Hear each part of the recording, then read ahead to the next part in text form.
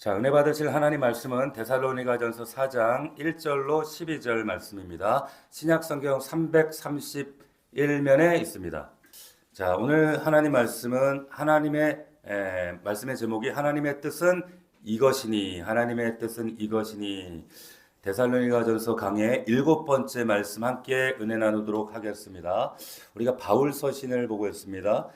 이 바울의 편지가 학자들에 따라서 13편 혹은 14편이다라고 말하기도 하는데, 이 바울 서신의 특징이 있습니다. 우리가 13편이라고 본다고 하면 이 13편 모두가 논리적인 구조가 똑같습니다. 어떻게 되는가? 전반부에 구원의 진리가 나오고 후반부에 어떻게 살 것인가, 이게 나옵니다. 그러니까 앞부분에는 말씀이 나오고 뒷부분에 적용이 나옵니다. 그러니까 옛날식으로 하면 앞부분에 교리가 나오고요, 뒷부분에 적용이 나온다는 거예요. 믿음과 그리고 믿음의 삶, 믿음에 대한 이야기들이 앞부분에 나오고 그 뒷부분에 삶에 대한 이야기, 편지들이 다 동일한 이런 구조로, 로마서부터 빌레몬서까지 거의 다 그렇습니다. 예외가 없습니다. 자, 오늘 데살로니가전서도 마찬가지입니다. 균형을 이루고 있는 거죠. 믿음과 그리고 우리가 세상에서의 삶, 이 균형. 근데 저는 이 균형이라는 말보다 더 좋은 게 일치라는 이 단어가 더 적당하다는 생각이 들어요. 이 일치. 영어에 보면 이런 단어가 있어요. 화면을 보시면, 자, 영어에 여러분 이 단어가 integrity라는 단어인데, 우리가 그 영어 한글에 보면 한이라고 하는 단어가 영어로 번역하기가 참 힘든 것처럼 영어의 이 단어를 한국말로 번역하기가 참 어려운 단어입니다. 여기 사전을 보면 이게 그 진정성, 진실성. 근데 사실은 일관성, 변하지 않는 일관성, 이런 일치성, 이런 것들을 다 함축하고 있는 의미가 이 인테그리티라고 하는 단어입니다. 근데 이게 적당하다 싶어요. 다시 말하면 믿는 바와 행동이 일치되는 삶을 말하는 거예요. 인테그리티. 그러니까 균형이라 그러면은 뭔가 하나가 작아지면 그냥 균형만 맞추면 돼, 작아져도. 그런데 속이 커지면 겉도 커지는 것처럼 이게 일치가 되는 거, 이게 더 중요한 설명이다라는 생각이 드는 겁니다. 그래서 이런 일치되는 삶, 믿음과 삶이 일치가 되는 이런 삶이 있다라고 하는 거예요. 자, 그러면 이런 믿음과 삶이 일치가 되어지는 이런 삶의 원동력이 뭔가? 성령님입니다. 아멘. 성령 하나님이세요. 왜 그런가? 여러분, 성령이 역사하시게 되면 여러분, 우리 속에 있는 믿음과 밖에 있는 우리의 삶이 일치가 되게 만들어 주세요. 내가 하는 게 아니에요. 성령님이 하십니다. 여러분, 이 진리를 놓치면 우리가 종교적으로 신앙생활하기가 쉬워요. 신앙생활은 그래서 내가 하는 것이 아니라 되어지는 겁니다. 여러분 보세요. 빌립보서 2장 13절 화면을 보시고, 여러분들이 너무나도 애용하는 말씀인데 우리 함께 읽어보도록 하겠습니다. 시작.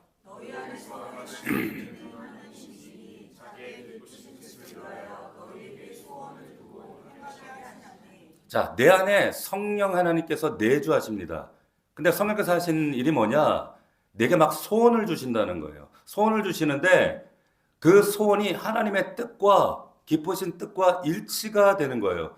그럼 참 삶이 즐겁겠죠. 기쁘겠죠. 하나님 뜻대로 사는 게 막 즐겁겠죠. 왜? 내 소원이니까. 그러니까 내 소원이 하나님 뜻이야. 얼마나 기가 막혀요. 얼마나 좋아요. 근데 문제는 뭡니까? 우리 문제가 뭐예요? 내 소원과 하나님의 뜻이 충돌할 때가 많아요. 그러니까 내 소원이 마귀의 뜻하고 일치될 때가 많다는 게 문제예요. 그러니까 그렇게 되면 망한 인생이 되는데, 성령께서 내 안에 오셔가지고 소원을 주시고 그 소원이 그냥 소원대로만 행하면 그게 하나님의 기쁘신 뜻이 된다니까. 그러니까 이 얼마나 최고의 인생이 되지 않겠습니까? 이걸 꿈꾸자는 거예요, 우리 교회가. 이런 소망을 갖자는 겁니다. 그래서 우리가 기도할 때 하나님, 내가 기쁘시게 하기를 원합니다. 우리의 소원이 주님의 뜻과 일치되는 삶을 살기를 원합니다. 이런 기도를 하나님께 날마다 구해야 되는 거예요. 그래서 그러려면 성령께서 내 안에 저 소원을 주셔야 돼요. 여러분들이 육신의 욕망이 원하는 소망 말고 하나님이 주시는 소원, 저 말씀을 묵상하고 또 묵상하십시오. 여러분 보세요. 이런 얘기하면 그런 게 있겠나요, 목사님? 경험을 안 해보니까. 그런데 여러분 한번 생각해 보세요. 우리가 찬송 중에도 그런 찬송이 있잖아요. 예배 드림이 기쁨됩니다. 근데 그 노래 만든 사람이 이걸 억지로 만들었겠어요? 그러니까 이게 예배 드림이 진짜 나의 최고의 기쁨이 되는데 또한 하나님의 소원이고 우리의 소원이고 기쁨이 되더라는 거예요. 할렐루야. 여러분, 내 기도하는 그 시간이 그때가 가장 즐겁다, 이런 찬양이 있죠. 그러니까 기도하는 게 어떤 사람에게는 죽지 못해 하는 일이 되는, 노동이 되는 것인데, 거기에 반해 어떤 사람은 기도하는 시간이 제일 즐겁대요. 제일 즐거워요. 여러분들이 모르는 시간에도 주중에도 매일 나와서 기도하시는 분들이 있어요. 즐거우니까 하는 거예요. 노동이면 못해요.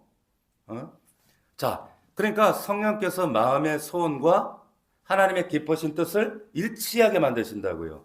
이러면 신앙생활이 되게 쉬워집니다. 되게 쉬워집니다. 그리고 그것이 성령께서 하시는 일이기 때문에 우리에게 큰 축복이 되고 큰 기쁨이 되더라는 거예요. 자, 그런 의미에서 보면 여러분, 막연하게 우리가 순종한다는 것과, 저는 이 순종이라는 말보다 더 좋아하는 말이 있어요. 그게 뭐냐? 기쁘시게 하는 삶이라고 하는 거예요. 기쁘시게 하는 삶. 그러니까 순종 그러면은 막 복종 그래가지고 막 억지로, 막 복종 느낌이 들잖아요, 순종이. 그래가지고 막 억지로 하는 거, 할 수 없이 하는 거, 뭐 어떤 보상 때문에 하는 거, 이런 생각이 드는데, 뭐 동기가 있어야 하는 거. 그런데 그것보다 더 좋은 표현이 뭐냐? 하나님을 기쁘시게 하는 삶. 할렐루야. 자, 이 편이 더 좋은 것 같아요. 그래서 하나님을 기쁘시게 하는 삶이 성령께서 하시는 건데 내 힘으로 사는 게 아니란 말이에요. 내 안에서 하나님이 하신단 말이에요. 그래서 뭐예요? 성령께서 여러분들에게 소원을 주셔서 성령께서 행하게 하신대요. 이 말씀을 계속 암송하십시오. 그러면은 저절로 소원대로만 하면 저절로 잘 되어지는 인생, 기쁨이 넘치는 인생. 할렐루야. 자, 그래서 그런 견지에서 여러분 다시 한번 1절, 2절 말씀을 잘 보세요. 다시 본문 들어가서, 그러므로 형제들아 우리가 끝으로 주 예수 안에서 너희에게 구하고 고면하노니 너희가 마땅히 어떻게 행하며 하나님을 기쁘시게 할 수 있는지를 우리에게 배웠으니 곧 너희가 행하는 바라 더욱 많이 힘쓰라. 우리가 주 예수로 말미암아 너에게 무슨 명령을 준 것을 너희가 안다. 자, 이게 무슨 말이냐면 이미 너희 소원이 기쁨이 되는 거, 이거 너희들 다 공감하고 있지. 너희 다 배웠지. 다 알고 있지. 이런 거예요. 그러니까 지금 바울이 데살로니가 교회 성도들과 이런 소통 대화를 하고 있는 거예요. 저는 이런 소통과 대화가 저와 여러분들의 대화가 되었으면 좋겠어요. 아멘. 그러니까 정말 우리 모든 성도들의 대화나 어떤 하고 싶어하는 소원이나 이것이 하나님의 기뻐하신 뜻과 일치가 되어지는 그런 축복이 넘치는 우리 교회가 되기를 주의 이름으로 축복합니다. 할렐루야. 자, 그래서 그 다음에 우리 3절 보시겠어요? 같이 읽어봅시다. 시작. 하나님의 뜻은 이것이니 너희의 거룩함이라 곧 음란을 버리고. 자, 하나님의 뜻을 말씀하면서 첫 번째 거룩을 얘기하는데, 그 다음에 각각 거룩함과 존귀함으로 자기 아내 대할 줄 알고. 아내, 가정의 아내 얘기를 합니다. 그리고 하나님 모르는 이방인같이 세욕을 따르지 마라. 첫 번째 단락의 주제예요. 두 번째가 여러분 11절부터 보면 이렇게 돼요. 11절 우리 같이 읽어볼까요? 시작. 또 너에게 명한 같이 조용히 자기를 하고 너희 손으로 일하기를 힘쓰라. 자, 그러니까 여기 지금 우리가 읽었던 본문의 주제는 크게 두 가지입니다. 그러니까 데살로니가 교회가 굉장히 칭찬받았잖아요. 3번 설교 듣고 교회가 세워지고 믿음으로 정말 사랑의 인노와 믿음의 인내와 수고와 열망이 있었던, 눈에 보였던 교회였단 말이에요. 그런데 그렇게 훌륭했던 교회가 그럼에도 불구하고 너희가 경계해야 될 게 있다. 그게 뭐냐? 첫 번째, 강조해야 되는 거 두 가지를 얘기하는데, 첫 번째는 가정이고 두 번째는 일터다, 그 말이에요. 지금 그 얘기를 하고 있습니다. 그러니까 가정에 틈타는 내용이 뭐냐? 가정으로 틈타는 게 뭐냐? 음란이다. 그리고 그 다음에 일터에 틈타는 게 뭐냐? 나태함이다, 게으름이다. 지금 그 얘기를 하고 있는 거예요. 자, 그래서 우선 전자의 문제, 가정에 틈타는 음란, 이 문제는 당시 헬라 문화권이 그랬지만 이거는 문화적인 겁니다. 굉장히 음란했거든요. 데살로니가 교회 그 헬라 문화권이 그냥 문화였어요. 정말 말로 다 담을 수 없을 만큼. 그러니까 그런 문화의 영향을 받잖아요. 그러니까 너희가 그것 문화 따라가지 말고 가정 지켜라. 그리고 일터에서 일터에서 뭐 주님 재림한다, 곧 온다, 뭐 두 손 놓고 있지 말고, 그리고 너희들 열심히 일해라. 나태하면 죄다, 게으름 죄다, 범죄다. 그래서 이 두 가지를 경계하고 있다라고 하는 겁니다. 그러니까 이것만 잘하면 너가 하나님이 기뻐하시는 종이 될 수 있다라고 하는 얘기를 지금 12절까지 하고 있는 겁니다. 자, 우리에게 동일하게 주시는 하나님의 음성인 줄로 믿습니다. 아멘. 자, 첫 번째. 근데 먼저 우리가 역으로 한번 생각해 보겠습니다. 먼저 일터부터 보겠다는 거예요. 우리 학생들에게는 학교부터 보겠다는 거예요. 자, 그러면 9절부터 12절까지인데 너희가 일터에서 학교에서 믿음의 삶을 살아라 두 가지 얘기하고 있어요. 첫 번째는 9절 보시면 첫 번째가 형제 사랑이고 두 번째가 부지런하라는 거예요. 부지런하라. 자, 형제 사랑은 이미 하고 있다라는 거예요. 그래서 너희들 잘하고 있다. 막 칭찬해 줍니다. 이걸 한자로 뭐라 그러죠? 이미 잘하고 있어. 잘하고 있어. 잘하고 있어. 이걸 뭐라 그래요? 한자로 주마가편. 달리는 말에 책질한다고 야 잘하니까 더 잘한다. 더 잘한다. 더 잘한다. 막 이래가지고 칭찬하는 거예요. 그게 9절입니다. 자, 한번 읽어봅시다. 9절 다시 시작. 관아에는 너에게 쓸 것이 없음은 너희들 자신이 하나님의 가르침을 받아 서로 사랑함이라. 자, 잘하고 있는데 일터에서 형제 사랑 너 잘하고 있어. 잘해. 야, 너무 잘하는데 계속 잘하길 원해. 이런 거죠. 이 사랑을 잘했으면 좋겠다. 근데 이 사랑이 그냥 사랑이 아니에요. 육신적인 에로스의 사랑이 아니라 하나님으로부터 내가 받은 사랑이라는 거예요. 받았기 때문에 줄 수 있는 겁니다. 근데 이 사랑이 시간이 가면 갈수록 어떻게 되냐면 광역적인 사랑으로 확장되어지더라는 거예요. 그래서 데살로니가 교회가 마게도니아의 수도였단 말이에요. 그래서 근데 마게도니아에 많은 사람들이 교회 이 사랑을 알게 되었다는 거예요. 사랑이 막 퍼져나가게 되었다. 야, 그래서 난 너무 좋다. 지금 그 얘기를 하고 있는 거예요. 그래서 여러분 보세요. 10절 말씀 같이 읽어봅시다. 시작. 너희가 온 마게도냐 모든 형제에 대하여 과연 이것을 행하도다. 형제들아 고난이 더욱 그렇게 행하라는 거. 더욱 사랑하라는 거예요. 자, 사랑이 막 넓어지는 거죠. 마게도냐 모든 성도들이 확장되었다. 정말 사랑 많은 교회다. 자, 근데 사랑이 이렇게 막 넓어지게 된 이유가 여러분 내 안에서 나온 게 아니에요. 여러분 잘 들으세요. 내 안에서 나오는 사랑이 아니에요. 여러분 사랑과 섬김이 고갈되지 않는 이유는 우리 목자님들 잘 들으십시오. 고갈되지 않는 이유는 우리 간사님들도 잘 들으세요. 왜 그런가? 공급받기 때문이에요. 하나님께로부터. 하나님 사랑은 받으면 흘러가게 되어 있습니다. 여러분 제가 갈릴리하고 사해 얘기한 적이 있습니다. 갈릴리 호수하고 사해 바다의 사해의 차이점이 뭐예요? 갈릴리 호수는 계속 흘려보내서 풍성해지고 그런데 사해는 자기 안에 가두어서 썩더라는 거예요. 그 차이입니다. 하나님의 메시지가 분명히 있습니다. 받은 걸 흘려보내는 거 그게 하나님 사랑이라는 거예요.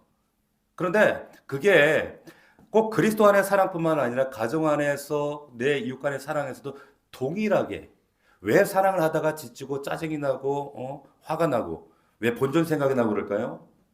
받은 걸 흘려보내지 않아서 그래요. 받은 것을. 하나님의 그 속성 가운데 가장 놀라운 속성 사랑이라는 것을 우리가 그분을 닮는다는 것은 그분의 속성을 내 안에 내면화시킨다는 겁니다.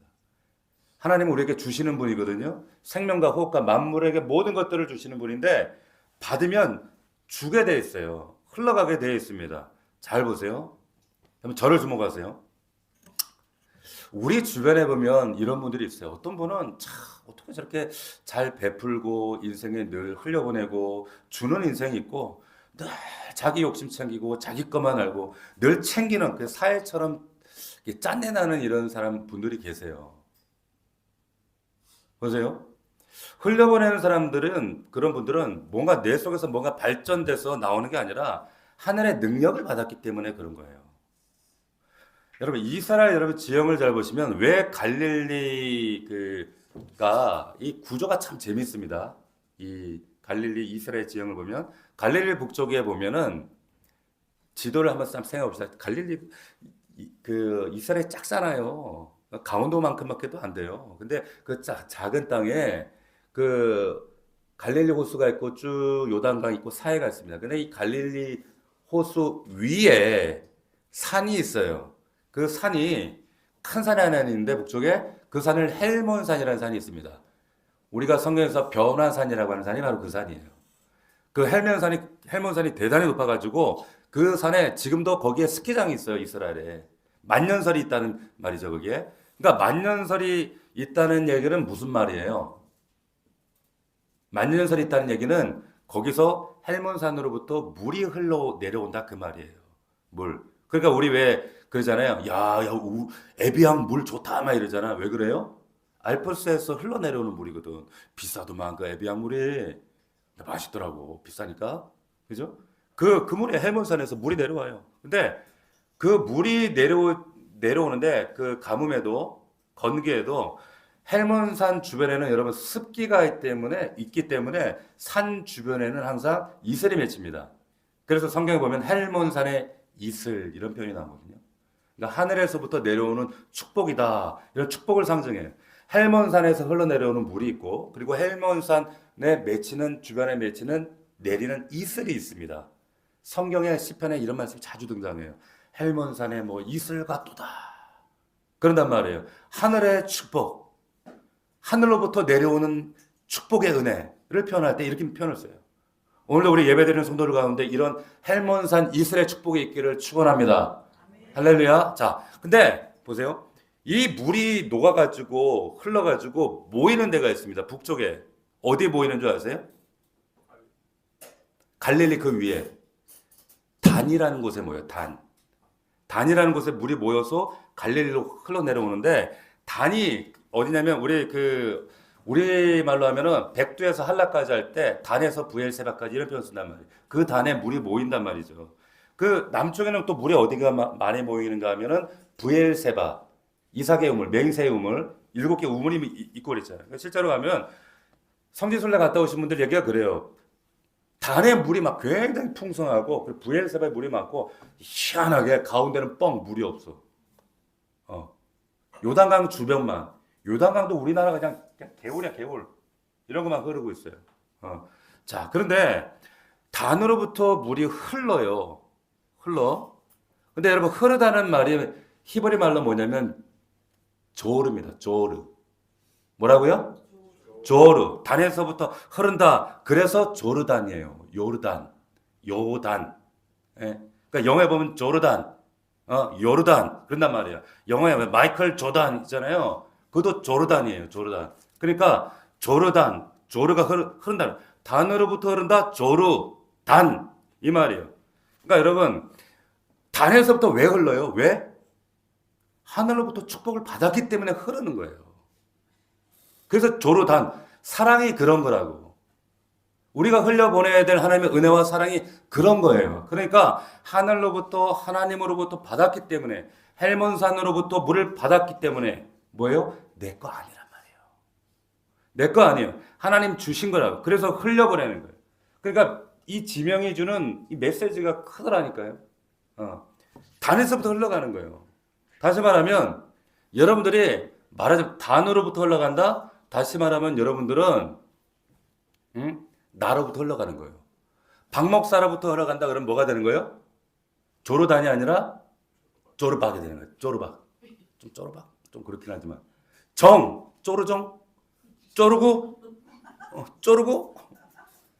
단으로부터 흘러가니까 쪼르리 아시겠어요? 쪼르신 이런 거요. 자, 이 굉장히 의미가 있는 거예요. 자, 하나님께 받은 사랑이기 때문에 그래서 형제 사랑이 가능한 거예요. 야, 너 사랑받지 않았냐? 성경에서 보세요. 하나님이 세상을 이처럼 사랑하셨어요. 육신을 입고 뛰쳐내려와서 나에게 생명 주실 만큼 나를 사랑하셨다니까요. 이처럼 사랑하사 독생자를 주셨으니 받았으니까 줘야지. 그래서 그 사랑을 흐르도록 만드는 인생, 그게 그리스도입니다. 받는 자가 흐르는 거예요. 할렐루야. 자, 예수님이 그러셨잖아요. 요한복음에 서로 사랑하라. 너희가 서로 사랑하면 이로써 세상 사람들이 뭘 안돼요? 너희가 내 제자인 줄 안돼요. 몰라. 제가 제자인지 그냥 교회만 댕기는지 우리는 구분이 잘 안 돼요. 그런데 서로 사랑하는 걸 보면, 사랑을 흘려보내는 걸 보면, 아, 진짜구나. 알게 된다는 거예요. 알게 되더라. 마찬가지입니다. 여러분들이 일터에서 하나님 사랑을 받은 대로 흘려보낼 수 있는 사람, 하여튼 뭐든지 흘려보내는 거야. 여러분들이 일터에서. 아, 저 꼴배기 싫은 저 과장, 저 대표, 글자를 흘려보내. 말씀을 흘려보내고, 기도로 축복해주고, 커피라도 하나 사주고, 흘려보내는 거예요. 쟤 다르네. 그러지 않겠어요? 하나님 사랑, 그게 어떤 내 말씀의 율법적 의무감이 아니라니까요. 하나님이 성령께서 그런 소원을 주셔요. 주신다니까. 자, 그래서 그렇게 흘려보낼 수 있는 사람, 그게 그런 하나님의 풍성한 흘려보냄의 은혜를 체험한 하나님의 종이 될 수 있다. 그리고 또 하나가 경계하고 조심해야 될 게 뭐냐? 게으르지 말라는 겁니다. 게으르지 말라는 거. 자, 11절 다시 보시고 다시 제가 읽겠습니다. 또 너에게 명한 것 같이 조용히 자기 일을 하고 너희 손으로 일하기를 힘쓰라. 12절 다 같이 시작.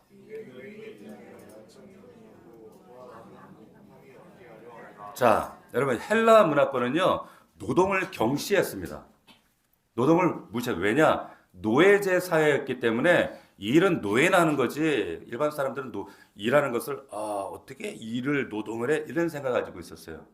과거 우리나라랑 비슷하죠. 양반이 어떻게 밭을 갈어? 마당을 쓸어 일을 해. 예? 이게 문화적인 파도가 교회 안에 들어와요. 어떤 전통주의.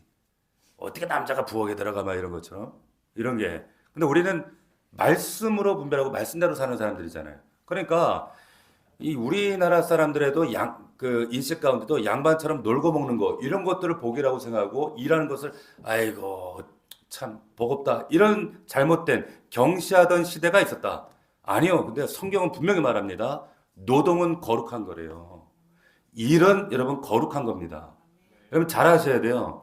교회에서 한동안 왜 이런 오해가 생겼느냐 하면 이 아담과 하와가 선악과를 따먹고 그때부터 뭐 갑자기 범죄했기 때문에 노동이 왔다. 그래서 땀 흘려야 거둔다. 막 그러는데 여러분 땅이 그건 변질이 된 거지 그 이전에도 노동이 있었어요. 있었어요. 창세기 2장 15절을 보면 여호와 하나님이 그 사람들을 에덴에다가 두시고 뭐하게 하셨다 그랬어요? 예?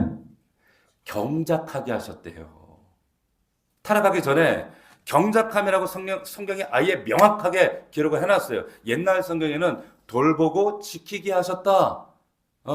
그러니까 재짓기 전에도 에덴 동산에 노동이 있었어요, 있었어요, 있었어요.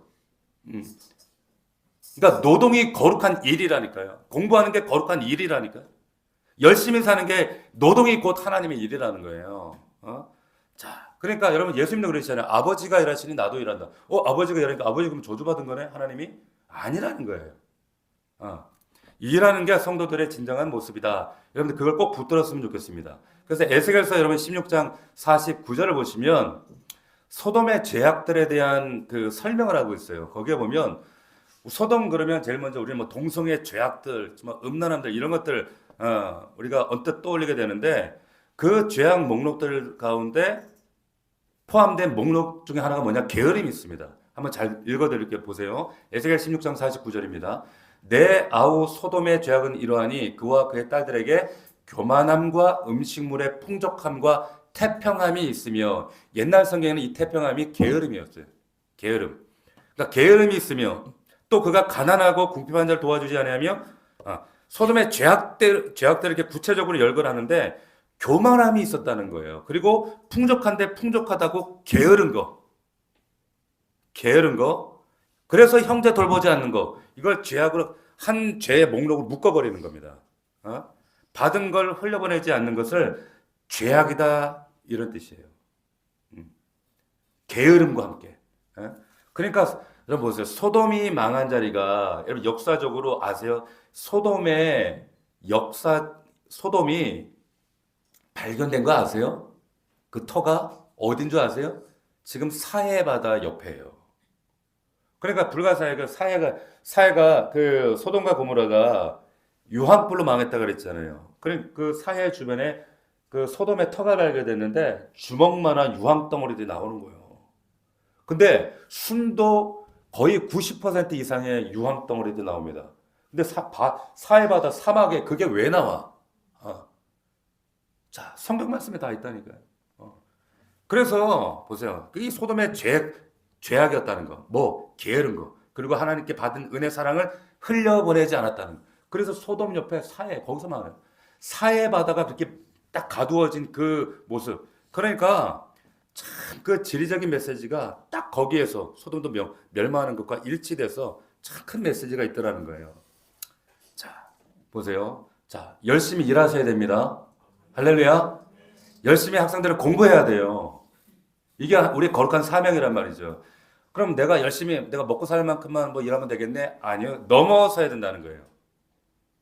넘어서야 된다는 거예요. 그래서 넘어서서 내가 힘 닿는 대로 다른 이웃들과 연약한 자를 도울 만한 그런 인생이 되도록. 아멘. 그래서 12절에 이는 외인에 대하여 단정히 행하고 또한 아무 궁핍함이 없게 하려 한다. 이 얘기를 그래서 하는 거예요. 여기에 단정히 행한다는 말은 본이 된다 그 말이에요. 너희가 이렇게 열심히 사는 모습 보고 그게 본이 되게 하고 궁핍함이 없게. 나만 궁핍한 게 아니라 내 주변에 있는 이웃들까지도 궁핍함이 없도록. 경주 그 최씨 부자 그 최부자 댁이라 그러죠. 우리 교회 최씨가 있나? 경주 최씨인가? 어쨌든 간에 그 최씨 백리 안에는 가난한 사람이 없었다 그러잖아요. 흘려보내는 거예요. 흘려보내는 거. 그게 성경적인 하나님의 약속이다라고 하는 겁니다. 여러분 사도행전 20장에도 보면 사도 바울이 에베소 장로들에게 하는 얘기가 있어요. 자기가 죽어라고 일한 이유가 있다. 왜 그런가? 이렇게 얘기를 합니다. 여러분도 아는 바와 같이 이 손으로 일을 했다 그래요. 뭘 했어요? 바울이? 텐트 짜는 일 했잖아요. 텐트 메이커. 만들어서 말씀 보면 나와 내 동료들이 쓰는 것을 충당했다 그랬어요. 나뿐만 아니라 내 동료들. 그러니까 바울이 이래서 텐트를 만들어서 일을 하는데 이게 먹고 살 정도가 동료들까지 먹고 살 정도로 잘 됐나 봐. 텐트가 잘 만들어졌나 봐. 그때 캠핑이 유행했는지 뭐 때문인지. 예? 그래가지고 동료들까지 잘 먹고 그들을 생계까지 내가 책임지고 살렸다.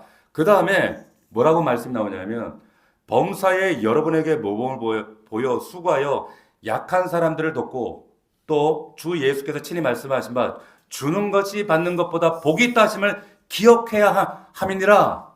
할렐루야. 주님께서 말씀하신 거 이게 뭐예요? 주는 것이 받는 것보다 복되다. 이게 뭐? 이게 구복이에요. 구복. 탈복 다음에 구복이란 말이에요. 예수님 말씀을 기억하면서 야 주는 게 받는 것보다 복된 인생이야. 네가 열심히 일해서 복음만 아니라 물질도 흘려보내는 인생. 정말 요단강 같은 인생. 그런 인생이 돼야 돼. 사회 같은 인생으로 살면 안 돼. 이렇게 말씀하시는 겁니다. 저는 딴 거 모르지만 저는 그래요. 저도 최소한의 욕심. 저는 그냥 작은 욕심이라면 제가 어디에 가면 가급적이면 제가 뭐 선교사님들이나 목사님들은 말할 것도 없어요. 항상 제가 밥을 삽니다. 제 후배나 제 선배나 누구든지 선교사님 목사님들은 제가 삽니다. 그리고 웬만하면 밥을 사는 자리는 우리 성도들 자리에서 가끔 제가 살려 그래요. 근데 왜 그런가? 그래서 제가 하나님 기도해. 하나님 제가 딴 거 몰라도 어디 가서 그래도 밥은 사줄 수 있도록 그렇게 하나님 저에게 축복해 주십시오. 그거 뭐 나쁜 거 아니잖아요, 그거. 밥 사주는 거, 그거 뭐 나쁜 거예요. 근데 조금만 더 나가면, 하나님, 선교사 도울 수 있도록. 선교사 정말 좀 섬길 수 있는 그런 하나님 재정적인 여유와 축복도 하나님 허락해 주시면 좋겠습니다. 어딜 가든 만나는 게 선교사들이 많으니까. 정말 그런 나쁜 욕심 아니잖아요, 이런 것들은. 흘려보내는 인생. 근데 하나님께서는요, 많이 흘려보내면요, 또 많이 주세요. 아세요? 많이 흐르는 강이 강줄기가 넓어요. 흘려보내는 양에 따라, 여러분, 우리 성경에 보면 헤아림이라는 말이 있어요, 성경에. 헤아리는 건 뭐예요? 스케일입니다, 스케일. 스케일은 내가 정하는 거예요. 무슨 말이냐? 너희의 헤아림으로 너희가 헤아림 받는다 그랬잖아요. 너희가 그 헤아림으로 너희도 헤아림을 준다 그 말이에요. 스케일은 내가 정한다는 거예요. 받은 거 많이 흘려보내는 우리 넘치는 교회 되시기를 축원합니다. 그래서 일탈 일이 뭐다? 형제 사랑하는 거고 또 하나 게으르지 말라는 거예요. 나태하지 말고 열심히 뛰고 주변 사람들에게 네가 가진 거 흘려보내고 믿음과 삶이 일치되는 것이다. 이게 바로 믿음과 삶이 일치되는 거, 이걸 말씀하고 있더라는 거예요. 자, 또 하나가 이제 앞에 가정 얘기를 경계하고 있어요. 이 데살로니가 교회를 향해서 그게 3절부터 8절까지 가정에 관한 얘기인데 한마디로 거룩하라는 겁니다. 거룩.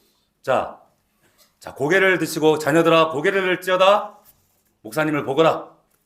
일주일 만에 보는데 그렇게 깊이 입신할 필요까지 뭐가 있어. 목사님 봐. 목사님은 이 시간에 너희들 안 먹이면은 잠을 못 자. 먹여야 돼. 그래서 보세요. 사랑해요. 사랑해요. 목사님 좀 봐.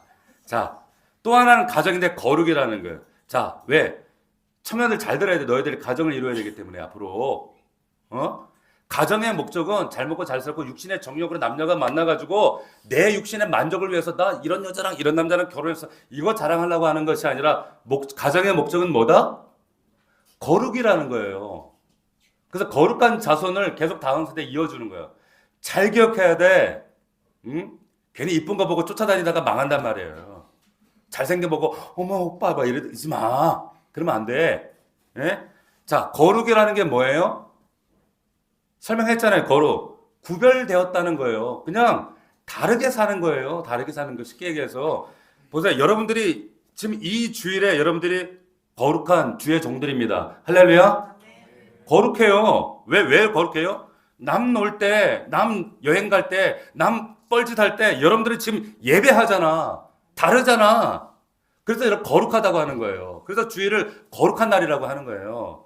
성도예요. 그래서 우리가 성도. 왜? 하나님이 이 세상의 수많은 이방 신들과 다르다는 거예요. 그래서 거룩하신 하나님. 그러니까 너희도 거룩해야 돼. 달라야 돼. 구별돼야 돼.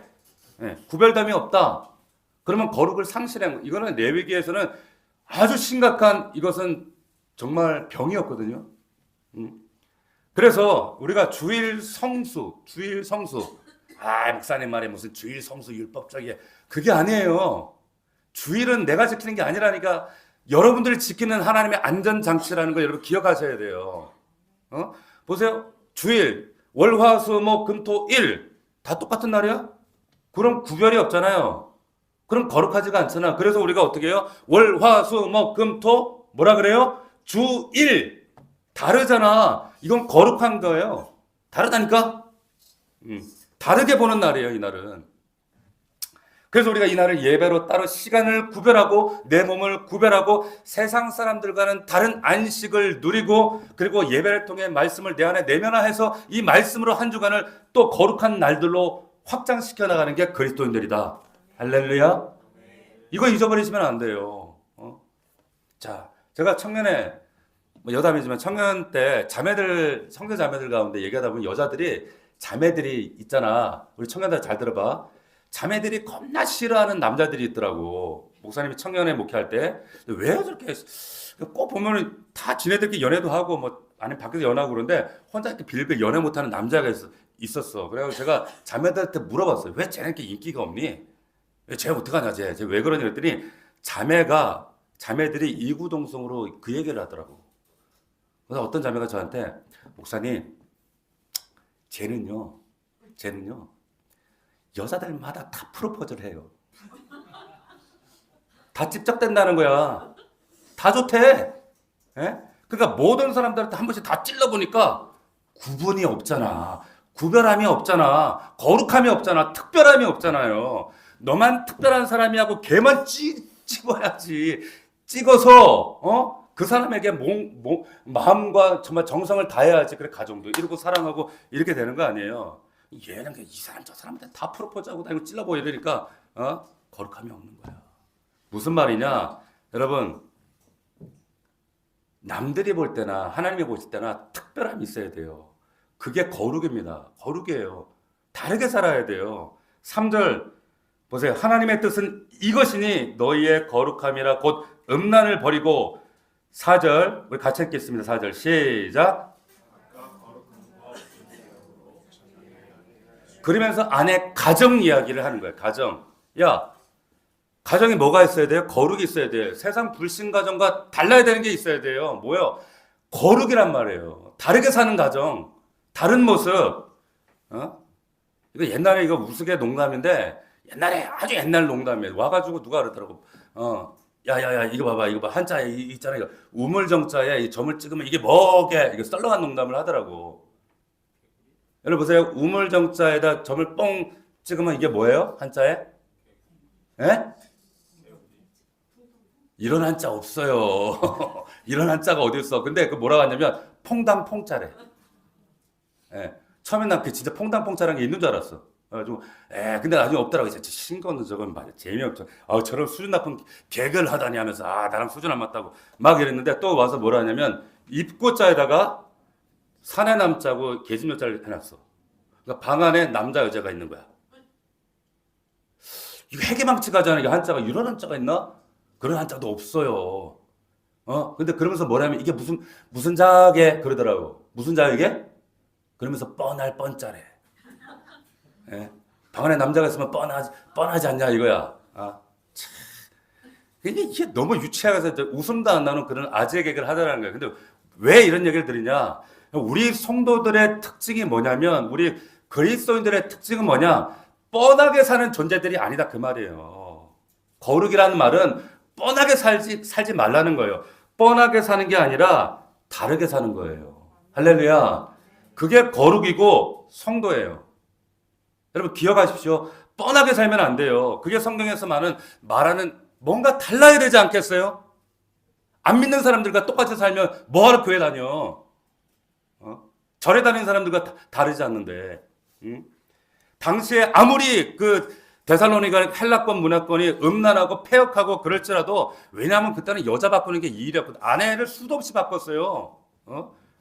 근데 똑같이 살면 안 된다. 아내를 존귀하게 대우해라. 문화가 그런데 어떻게 그렇게 살아요? 시대의 조류가 그런 거 어떻게 그렇게 삽니까? 그런 얘기를 하죠. 아니에요. 영유해야죠. 우리가 복음을 가진 자, 예수 그리스도가 하나님이 내 안에 모신 자들은 이걸 영유하는 사람들이란 말이에요. 가정에서 원하신 게 그 거룩이다. 그래서 특별히 여자들을 존귀하게 대해야 된다는 거예요. 가정의 아내들을 존귀하게. 남자들만 아멘. 결혼하신 분들만 아멘. 아내를 존귀하게 대하셔야 돼요. 대하는 태도. 왜 제가 우리 남자 집사님들의 가끔 제가 그런 얘기해요. 아내한테 잘하세요. 아내한테 말 한마디라도 여러분 존중을 담아서 얘기하세요. 왜 그런가 하면 여러분 한 사람에 대한 태도는 그 내면에 하나님에 대한 태도와 직결되어 있어요. 아시겠어요? 훈련하셔야 됩니다. 그러니까 제가 청년들 보면은 막 여사친 남사친 막 하다가 뭐 얼룩덜랑 결혼했는데 보니까 신혼 때 맨날 싸우는 거야. 싸워가지고 막 사니 못 사니 막 이런 애들이 있으면 제가 그런 얘기했어요. 1년 동안만 존댓말해. 존댓말하면 싹 사라집니다. 그 다툼이. 멀쩡해지더라니까 가정이. 예? 그러니까 익숙함보다 무서운 게 그냥 사소한 간과하는 것거든요. 친하니까 친밀하다고 간과해버리는 거. 마음에 새기시길 바랍니다. 그래서 4, 5절 우리 같이 읽겠습니다. 시작. 각각 거룩함과 존귀함으로 자기의 아내 대할 줄 알고 하나님을 모르는 이방같이 세욕을 따르지 말라는 거예요. 세욕. 자, 근데 보세요. 세욕. 이게 세욕이라는 말을 잘 쓰지 않는 말이 나오는데 이게 무슨 말이냐 하면 설명을 드릴게요. 이 세욕이란 말이 좀 이런 얘기하면 또 여러분들 또 그 알레르기 반응을 하시는 분들이 있을까봐 아리스토텔레스가 수사학이라는 거 웅변수를 얘기할 때 이 단어를 썼어요. 이 세욕이라는 단어가 찾아봤더니 파토스라는 말이에요. 그런데 아리스토텔레스가 이 웅변술 어떻게 하면 말을 잘하는가 수사학을 얘기할 때 세 가지가 필요하대. 그 세 가지가 뭐냐? 먼저 이성이 있어야 된대. 로고스. 우리가 성경의 말씀을 로고스라고 하잖아요. 그러니까 글 내용 말하는 사람이 이 글 내용이 좋고 논리 정연하고 야 이건 그러면 로고스다. 야 굉장히 이거 잘 들리네. 똑똑하네. 로고스가 있네. 이런단 말이에요. 이 로고스. 근데 그것만 있으면 안 된단 말이에요. 뭐가 있어야 되는가? 어떨 때는 막 열정적으로 막 눈물을 흘리고 제가 목소리를 높이는 것처럼 감정적으로 막 호소할 수 있는 이런 감정적인 호소를 뭐라 그러는가? 이거를 파토스라 그러는 거예요. 파토스. 그런데 그러니까 이성과 감정이 있죠. 또 하나가 있어야 돼. 그걸 누가 말하느냐는 거예요. 누가 말? 그걸 에토스라 그래. 에토스.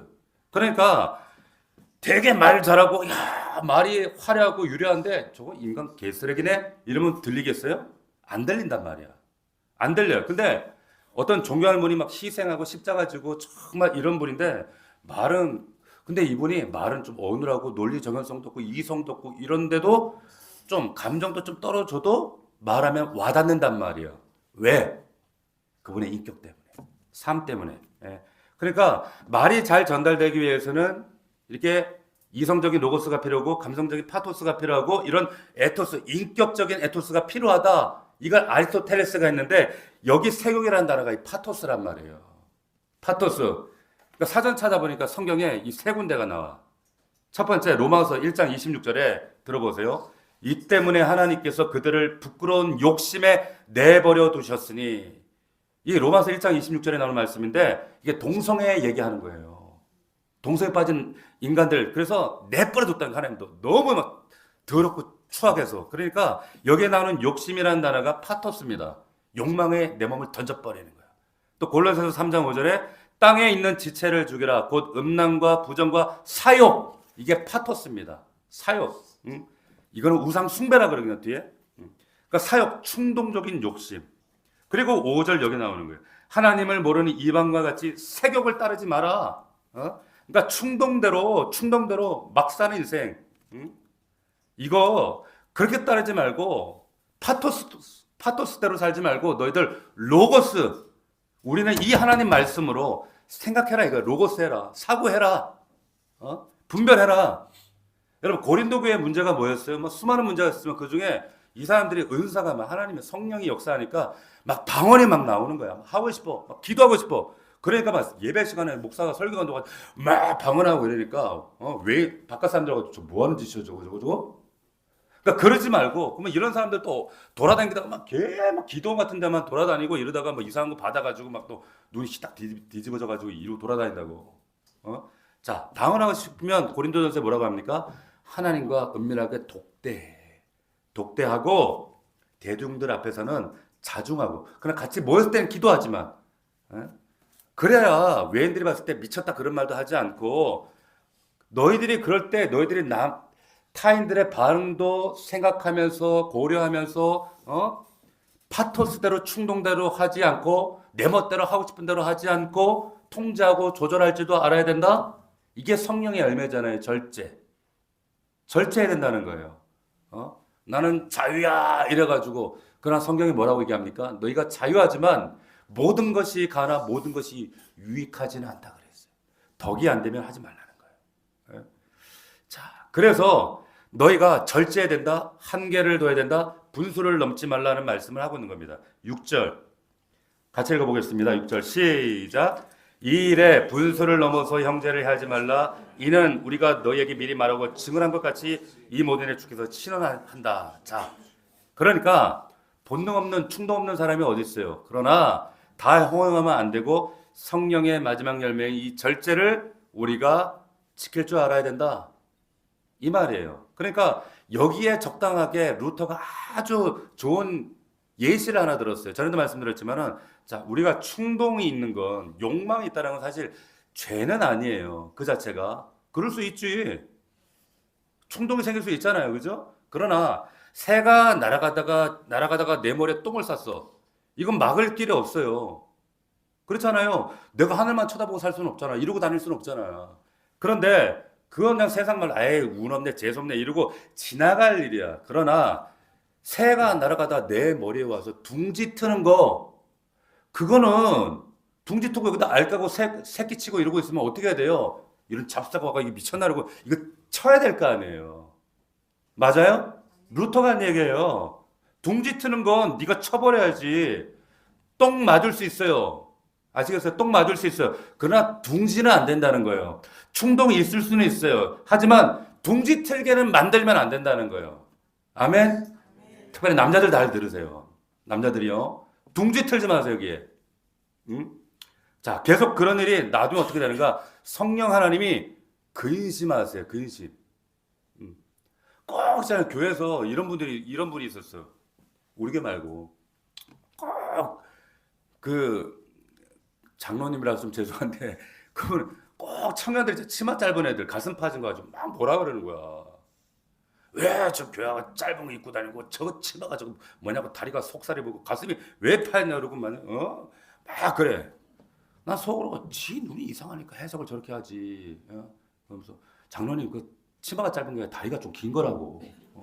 그렇게 해도 맨날 그런 것만 지적하고 다니는 거야. 왜 그렇게 봐? 난 그게 짧다고 안 여겨지거든. 난 의심이 되더라고. 저거 진짜 속에 뭐가 들었길래 맨날 저런 것만 하고 다니지. 은혜가 안 되는 거야. 자, 이게 우리 안에 들여다볼 수 있어야 돼. 뭐가 있는가?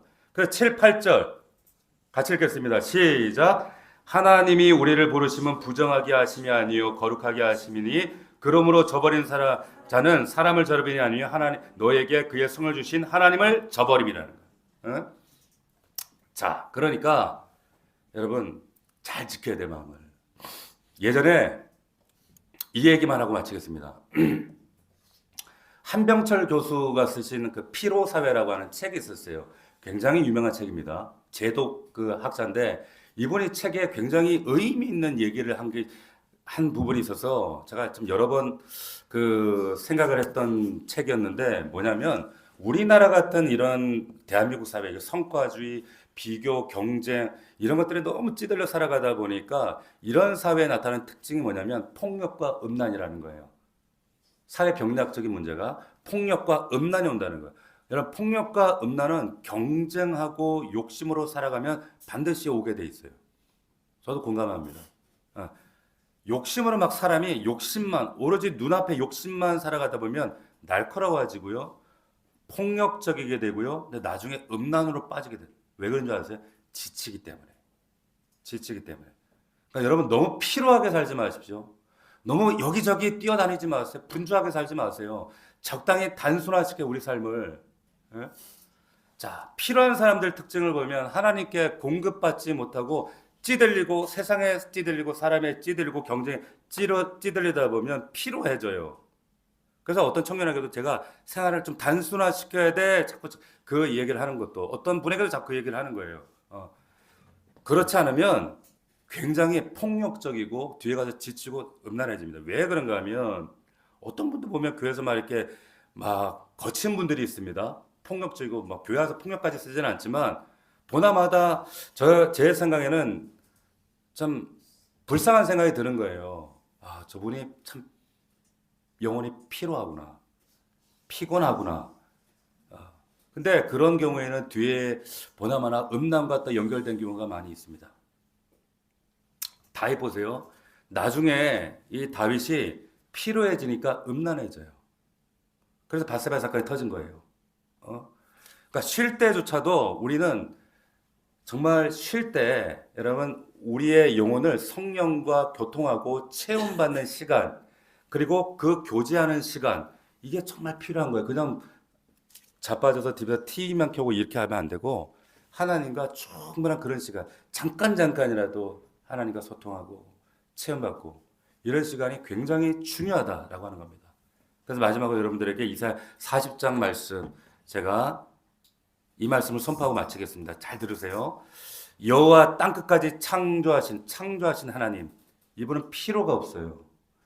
곤비치 않아요. 명철이 한이 없대요. 우리에게 그 놀라운 것을 주시는 분이거든요. 피곤한 자에게 능력 주시고 무능한 자에게 능력 주시고 소년이라도 피곤하며 곤비하며 장정이라도 넘어지고 쓰러지되 오직 여호와를 앙망하면 독수리가 날개치며 올라간 같은 새 힘을 주시는 분이 우리 하나님이신 줄로 믿습니다. 그 하나님이시라는 거예요. 그 하나님 붙들어야 산다는 거예요. 아멘. 네. 독수리 같은 새 힘 받기를 원하십니까? 아멘. 하나님께 가면 된다는 거예요. 하나님 붙들면 된다는 거예요. 그러면 여러분 가정에서 일터에서 하나님이 승리케 하시고 이기게 하시고 반드시 하나님의 거룩한 풍성한 열매를 헬몬산의 이슬 같은 그 부요를 경험하는 하나님의 사람들로 품으신다는 겁니다. 그러한 우리 넘치는 교회가 되시기를 주의 이름으로 축원합니다. 축복합니다. 아멘. 기도하겠습니다. 이 시간 기도할 때 우리 1분간만 기도하겠습니다. 하나님, 정말로 하나님의 뜻은 거룩입니다. 우리의 가정에서 일터에서 이 하나님의 사랑을 흘려보내며 이 거룩을 선포합니다. 하나님 사용하옵소서. 간절한 마음으로 기도하고 나가겠습니다. 살아계신 하나님 아버지, 간절히 선포하십시오. 소리내어 기도하십시오. 묵상하지 마십시오. 기도하십시오. 살아계신 아버지 하나님 역사하여 주소서.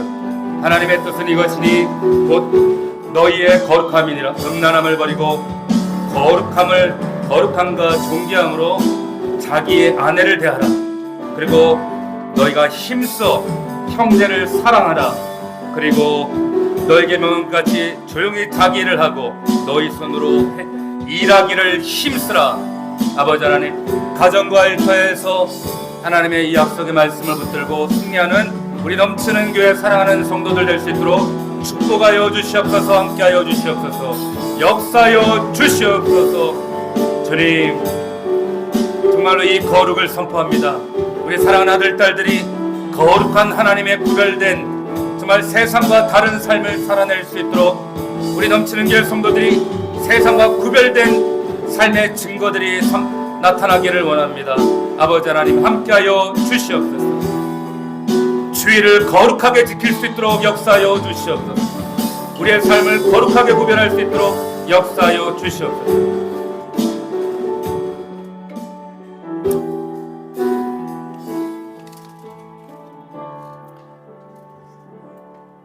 하나님 아버지, 하나님의 뜻은 이것이니 곧 너희의 거룩함이라고 말씀하셨습니다.